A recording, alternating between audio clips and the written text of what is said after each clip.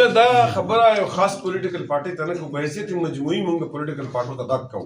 آخر میں اپنی بات کنکلوڈ کر رہا ہوں. بختیار مانی صاحب نے اشارہ کر دیا, میں اس بات کو آگے بڑھانا چاہتا ہوں. معاشرے کے اندر تناؤ ہے, پولرائزیشن ہے, نیگیٹیوٹی ہے, کیونکہ ہماری لیڈرشپ نے نوجوانوں کے آگوں میں زہر بھر دیا ہے. ہم اپنے نوجوانوں کو گالیاں سکھا رہے ہیں, ہم اپنے نوجوانوں کو غلط راستوں پہ ڈال رہے ہیں, ہم اپنے نوجوانوں کو ڈائریکشن نہیں دے رہے ہیں, ان کو سمت نہیں دے رہے ہیں. میں پولیٹیکل پارٹیز کو, اس معاشرے کی اوپینین لیڈرز کو یہ بتانا چاہتا ہوں کہ اوپینین لیڈرز اپنے تحریروں کے اندر, اپنی تقریروں کے اندر نوجوانوں کو مثبت رخ, مثبت ڈائریکشن دے, نوجوانوں کی توانائیوں کو چینلائز کرنے کی کوشش کرے.